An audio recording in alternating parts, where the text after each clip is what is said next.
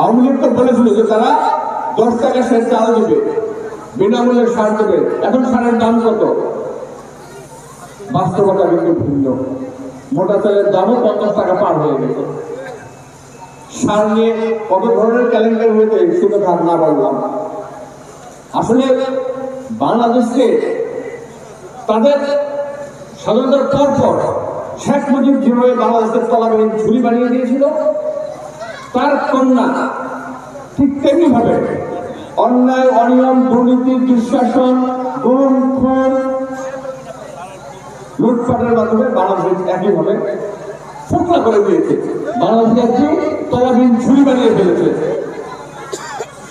আপনারা গতকাল আপনারা দেখেন, গতকাল একটা রিপোর্ট বেরিয়েছে, জাতিসংঘের প্রতিবেদন বেরিয়েছে।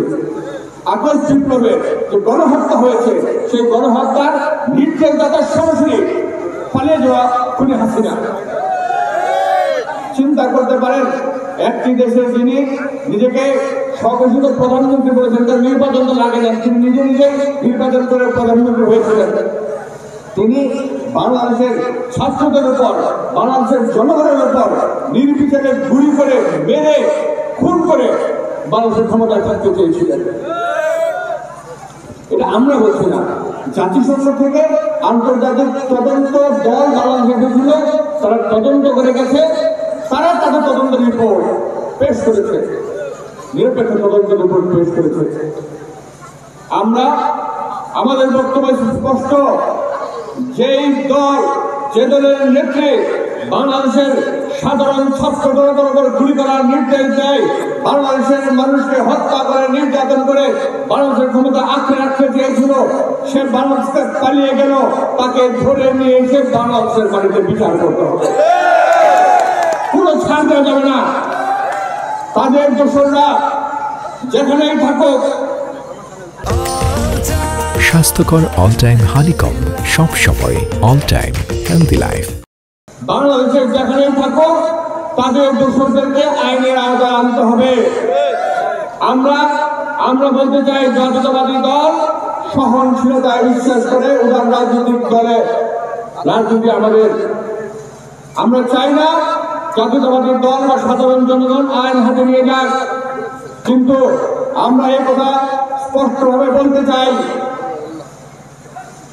যারা অতীতে বিএনপি নেতা কর্মীদের উপর নির্যাতন করেছে, নিপীড়ন করেছে, অত্যাচার করেছে, এখনো যদি তারা বিএনপির নেতা কর্মীদের উপর কারো সহায়তায়, কারো উস্কানিতে একই ধরনের কর্মকাণ্ড করতে চায়, তাদেরকে অবৈধভাবে গ্রেফতার করে আইনের আওতায় আনতে হবে।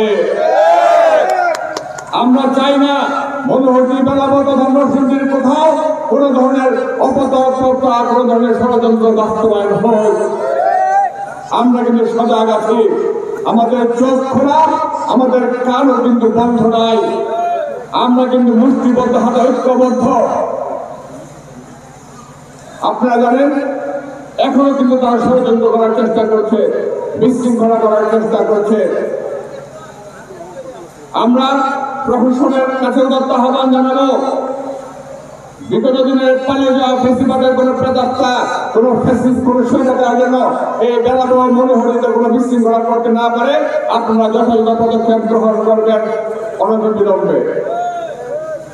আমরা বলতে চাই, এই শেখ হাসিনার বিচার বাংলাদেশের বিরুদ্ধে হতেই হবে। এমনকি তাদেরকে যারা সহায়তা করেছে, তাদেরকে যারা আর্থিকভাবে, তাদেরকে যারা আইনিভাবে, তাদেরকে যারা বিভিন্ন ধরনের পৃষ্ঠপোষকতা করেছে, সকলকে আইনের আওতায় আনতে হবে।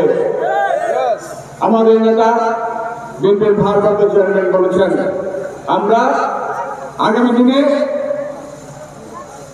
যত দ্রুত সম্ভব প্রয়োজনীয় সংস্কার সাথে বাংলাদেশের নির্বাচন চাই।